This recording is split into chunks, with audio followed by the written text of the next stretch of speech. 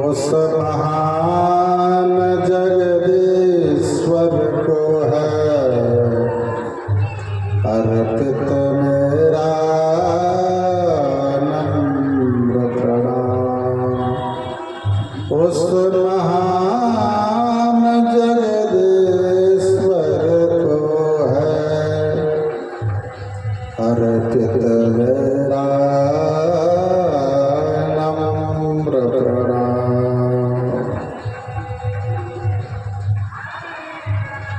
सर्वोच्च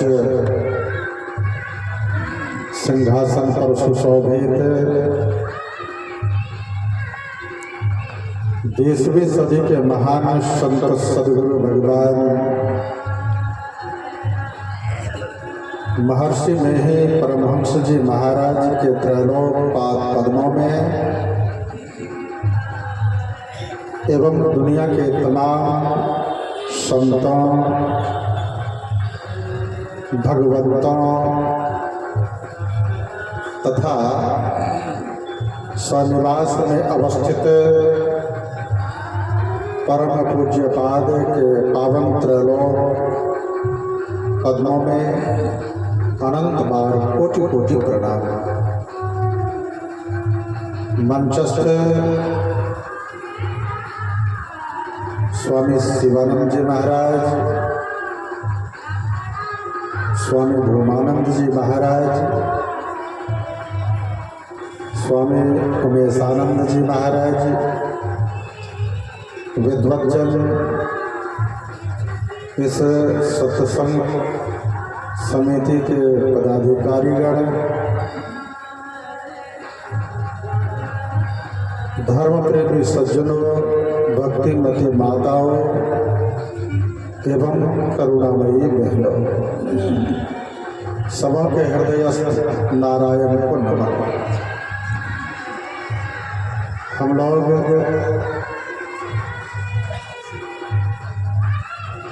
द्विदिवसीय संतमत सत्संग समारोह के दूसरे दिन प्रथम ताली सत्संग में हम लोग उपस्थित होकर ईश्वर स्वरूप की चर्चा सुन रहे थे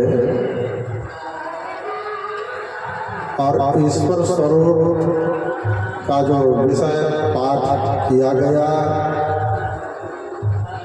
उसके आधार पर अपने अपने लहजे के अनुसार सभी वक्ता प्रकाश डाले और हमें भी उस विषय पर प्रकाश डालने का सुंदर अवसर प्राप्त हुआ है। मैं अपने को धन्य समझता हूँ। सज्जनों, बड़ा ही सुंदर विषय का पाठ किया गया। संसार में 3 तरह के व्यक्ति होते हैं। एक तो पूर्ण आस्तिक व्यक्ति होते हैं, दूसरे होते हैं अर्ध आस्तिक और तीसरे होते हैं नास्तिक।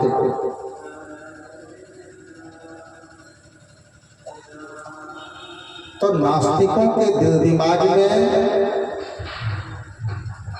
यह बैठा हुआ रहता है कि ईश्वर परमपिता परमात्मा है ही नहीं, बस मैं ही सब कुछ हूँ। उसी को कहते हैं एकोहम द्वितीयो नास्ति, मैं ही सब कुछ हूँ। ईश्वर परमात्मा कहीं कुछ नहीं है। झूठे साधु संत महापुरुष इसका प्रचार करते हैं, उनका ऐसा कहना है जो ईश्वर परमपिता परमात्मा को नहीं माने उसको समझ जाइए ये नास्तिक है। और एक होते हैं अर्ध आस्तिक। अर्ध आस्तिक जो होते हैं तो वे मंदिर में, मस्जिद में, गिरजाघर में ईश्वर मानते हैं कि मंदिर, मस्जिद, गिरजाघर में, मंदिर में ईश्वर है, परमात्मा है, मस्जिद में अल्लाह है, खुदा है, और गिरजाघर में ऑलमाइटी गॉड वे हैं। तब तो मंदिर में जाते हैं या मस्जिद में जाते हैं या गिरजाघर में जाते हैं तो खूब पवित्र होकर के जाते हैं, पवित्र होकर के जाते हैं, खूब बढ़िया से वहाँ पर अर्चन वंदन करते हैं। और जब मंदिर, मस्जिद, गिरजाघर से निकलते हैं तो फिर अपनी दुनिया है, जो मन होता है वही करते हैं। शराब पीते हैं, मांस मछली खाते हैं, गंदे कर्मों को करते हैं, अशुभ कर्मों को करते हैं। उसके दिल दिमाग में यही रहता है कि ईश्वर तो मंदिर में बंद है। आज से लगभग 23 वर्ष पहले की बात मैं सुना रहा हूँ। उन दिनों पूज्यपाद के साथ बस से सफर करके संत मत का प्रचार किया करते थे। उन दिनों यहाँ पर भी इस सिंघिया की धरती पर जब आते थे तो उस समय पुला भी नहीं बना था, नाव पर चढ़ करके आते थे, पार होते थे पूज्यपाद के साथ में। लगभग 95 ईस्वी 96 ईस्वी लगभग में। तो वे उन दिनों की बात मैं कह रहा हूँ। बस से सफर कर रहे थे। एक सज्जन को खूब बढ़िया पीतल की चुनौती मिली, गोल वाली चुनौती। दिन का समय था। उस चुनौती को उठाते हुए अब पूरे बस के यात्रियों को दिखाते हुए वे सज्जन कहने लगे कि किनकी चुनौती है, जिनकी चुनौती है इशारा दीजिए, हम आपको दे देंगे। दिन है इसीलिए मैं हल्ला कर रहा हूँ, इसीलिए मैं सबको सुना रहा हूँ। अगर रात रहता ना तो फिर एक भी आवाज में नहीं लगाता। सज्जनों, उनके कहने का भाव हुआ कि दिन है इसीलिए सुना रहा हूँ क्योंकि दिन में ईश्वर, अल्लाह, खुदा, परमात्मा देखते हैं। रात में उसको रतौंधी लग जाती है ईश्वर को। सज्जनों, जैसे दिन में वे देखते हैं उसी तरह से रात में भी देखते हैं। हर वक्त वे देखते हैं। जैसे रामचरितमानस में बड़ा ही सुंदर आया, बिनु पद चलई सुनई बिनु काना, कर बिनु कर्म करई विधि नाना, आनंद रहित सकल रस भोगी, बिनु बानी बखता बर जोगी। सज्जनों, वे सभी दृश्यों को देख रहे हैं लेकिन हम उसे नहीं देख रहे हैं। क्यों? कारण क्या है?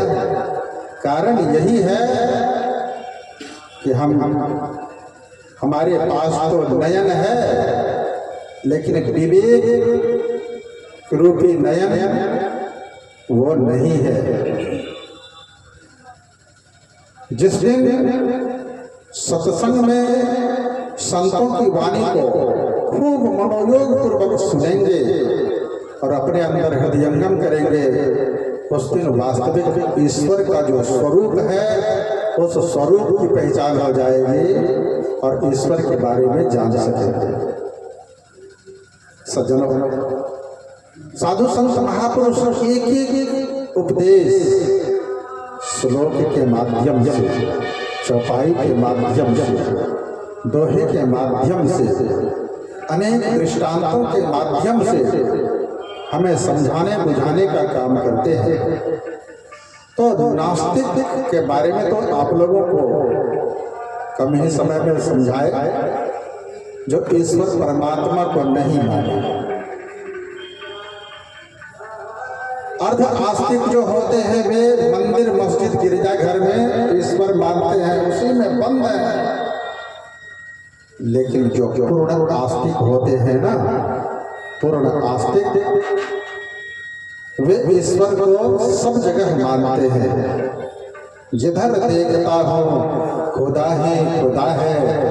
एक सूफी फकीर ने लिखा, जिधर देखता हूँ खुदा ही खुदा है, खुदा से नहीं चीज कोई जुदा है। जब अव्वल आखिर खुदा ही खुदा है, तो अब भी वही कौन इनसे जुदा है। बोलिए श्री सद्गुरु महाराज की जय। सज्जनों, वे अलग नहीं, वे सब जगह सर्वत्र व्यापक है। इसीलिए हमारे सद्गुरु भगवान कहते हैं, जय जय राम जय जय राम, जय जय राम कहू जय जय राम।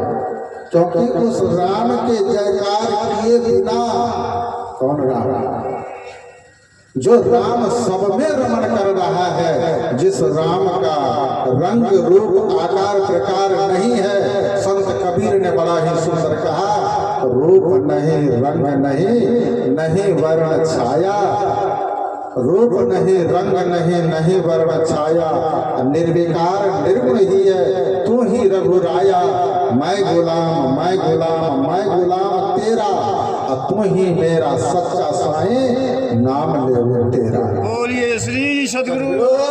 मैं गुलाम, हे प्रभु मैं गुलाम, तुम्हारा गुलाम हूँ, दूसरे का नहीं। तुम्हारा रंग रूप आकार प्रकार नहीं है। आकार वाले वही नासवान होते हैं। जिसका रंग रूप है वह शरीर का नाश हो जाता है, लेकिन अविनाशी हमारे आपके भीतर है, उसका नाश नहीं होता है किसी भी काल में नहीं। बड़ा ही सुंदर एक उपाख्यान आया है। यह संत मत पूर्ण आस्तिक मत है, अर्ध आस्तिक नहीं, पूर्ण आस्तिक। भक्त प्रहलाद जो अपने पिता को कहा कि पिताजी, उसके पिताजी ने कहा, कभी सुन रहे थे स्वामी भूमानंद बाबा से, उसके पिताजी ने कहा कि तुम्हारा ईश्वर कहाँ है? तो प्रहलाद ने कहा कि हम में तुम में खड़ा खम्भ में, तो सब जगह है, इसी पर न तलवार मारा था। सज्जनों, वो ईश्वर सर्वत्र सब में व्यापक है। ईशावास्य मिदं सर्वं यत्किंच जगत्यां जगत् तेन त्यक्तेन भुंजिथा मागृधः कस्वस्विधनम्। साईं के सब जीव हैं, कीड़ा कुंजर ध्वे, कापर कृपा कीजिए, कापर निर्दय होए। इसलिए हम लोग सुन रहे थे। ईश्वर के बारे में सुन रहे थे। वेद भगवान की वाणी में सत्संग योग से सुन रहे थे। यन मनसा मनुते एना और मनोमतम तदे ब्रह्मत्वं विद्धि नेदं यदिदं उपासते। यदि इस जन्म में ब्रह्म को जान लिया, इस जन्म में, तब तो ठीक है, नहीं तो बहुत बड़ी हानि होगी। सज्जनों, साधारण हानि नहीं, सबसे बड़ी हानि क्या है और सबसे छोटी हानि क्या है? सज्जनों, सबसे बड़ी हानि जैसे हमें कोई अपमान कर दिया है, थोड़ी हानि हुई। मान सम्मान की बात है, तो अपमान किया है तो हम समझते हैं कि बहुत हमें अपमान कर दिया, हमारी थोड़ी हानि है।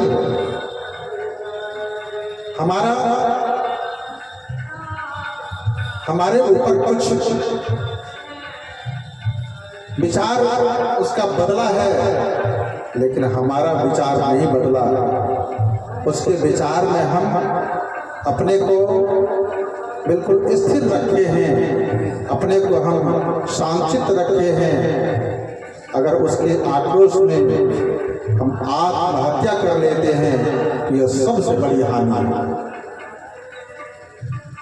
सज्जनों, सबसे छोटी हानि और बड़ी हानि क्या है? एक उदाहरण और है। जैसे हमारे घर में कोई चोर आया है चोरी करने के लिए, कितना वो सामान चुरा के ले जाएगा, लेकिन ठाठ में जो घोंस करके आप सुई रखते हैं, उस सुई की चोरी चोर नहीं कर सकेगा। कितना वो सामान चुरा करके ले जाएगा, लेकिन आपके सभी सामान को चुरा करके नहीं ले जा सकेंगे। ये थोड़ी हानि है। और सबसे बड़ी हानि क्या है?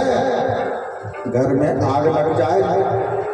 अगर आप निश्चिंत होकर के सोए हैं, अचेत हैं, गफलत में हैं, तो आपके घर जल के राख हो जाता है। सज्जनों, आज थोड़ी हानि को ही सबसे बड़ी हानि समझते हैं लोग। जो सबसे बड़ी हानि है उसको तो समझते ही नहीं है।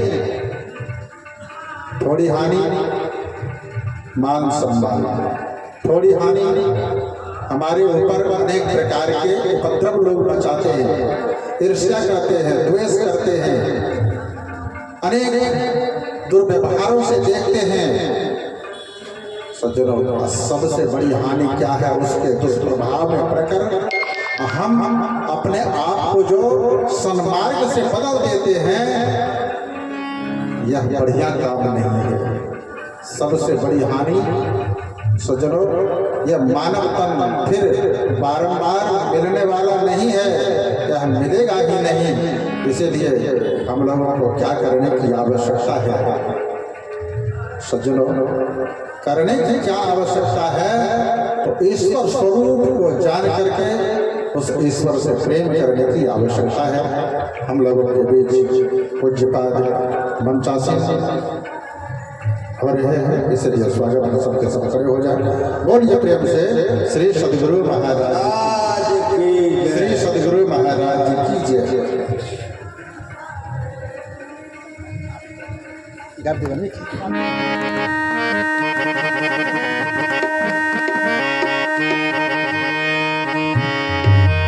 स्वागत